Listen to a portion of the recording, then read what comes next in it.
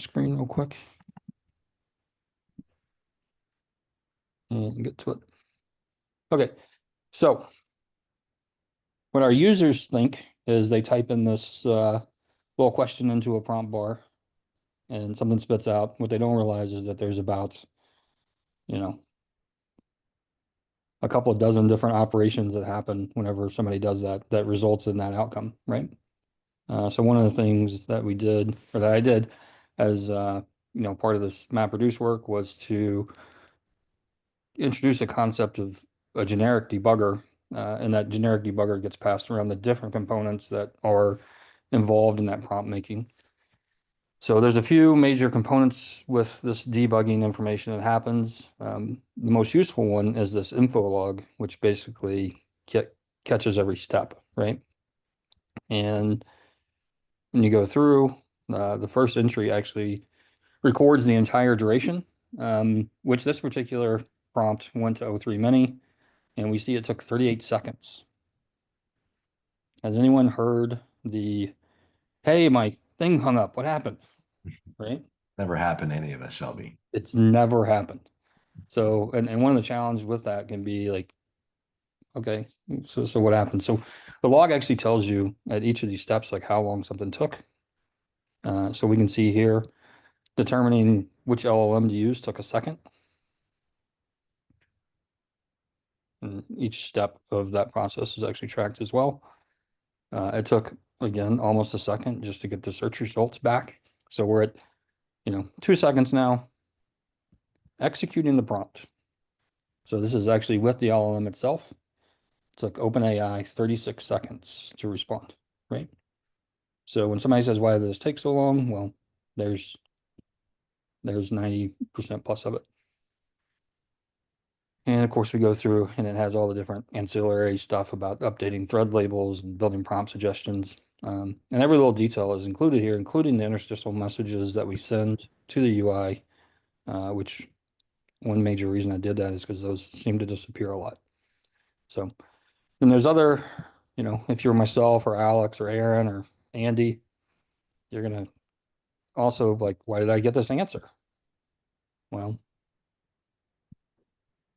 the general response to that is because we sent some things to an LLM and they responded. And that is all now effectively captured. This is a lot of stuff, by the way. I'll get back to this in a second, which is a engineering point I want to bring up. You can see there's hundreds of these.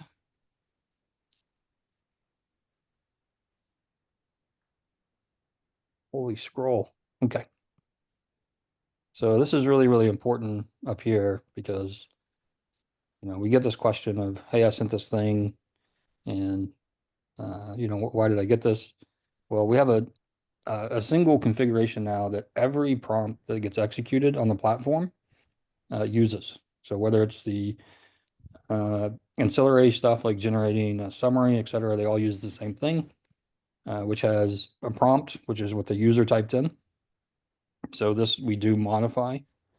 So there may be a case where we rewrite some stuff in the case of like the app mentions, or and this, we always append this question thing. The references section is stuff that comes out of the search service that ends up being used by the LLM. And very importantly here is also the system instructions, right? So you'll notice that in this case, Alex's favorite thing, we have to have this formatting re-enabled because of the LLM and specifics with OpenAI.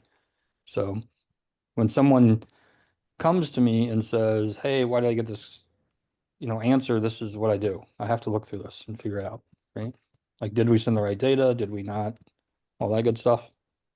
And then once that happens, and that is sent, we actually now track every byte that we receive and send to the UI. So do you guys know how the UI sometimes looks a little slow and does weird things with that? This is why. It's because this is something that I've got to fix, but we're basically sending too small of things lots of times.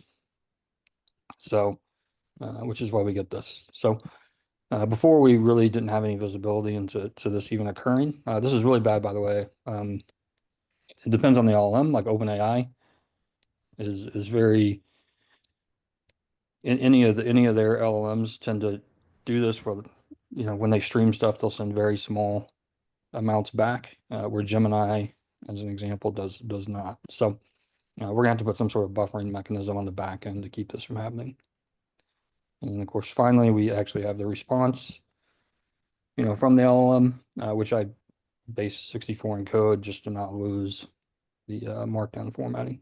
So next steps with this is to get this actually into Beacon, so the folks in customer support can see it. And hopefully I can find some time to do that next week.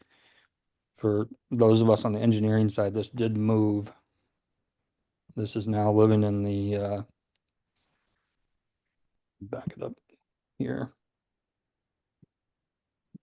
Oop.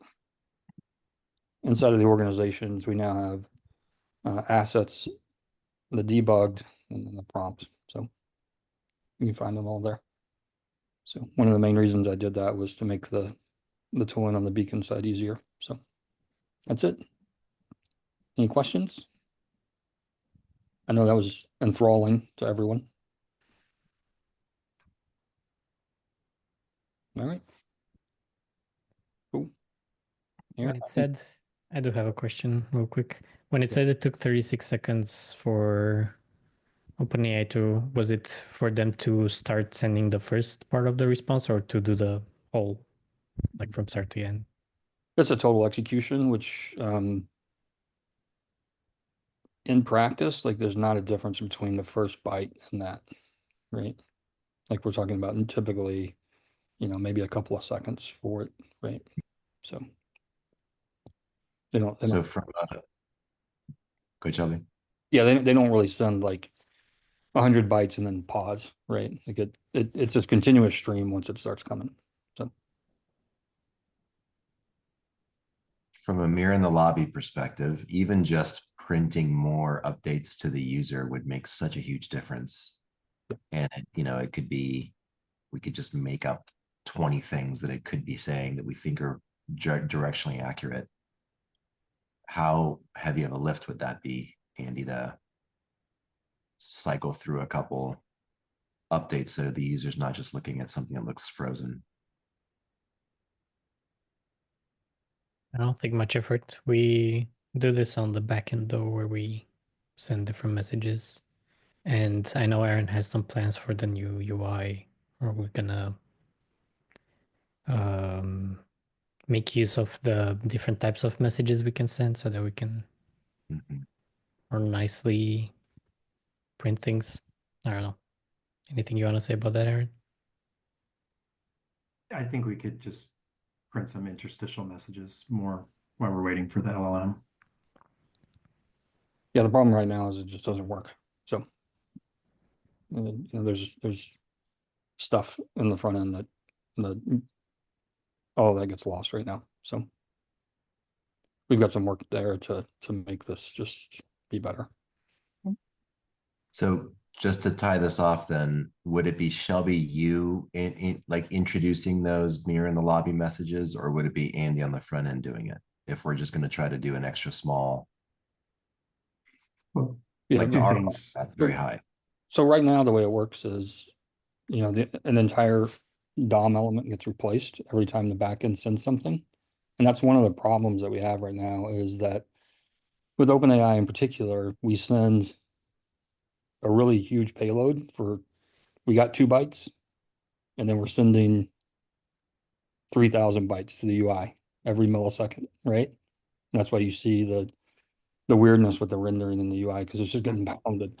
So and it actually slows it down. So we that's one thing that we need to fix is that buffering side. On the other side of it is we need to just change, which I think Aaron's planning. We need to change, how that works, where instead of having this one huge replacement event, there needs to be lots of smaller ones, which will give some additional flexibility.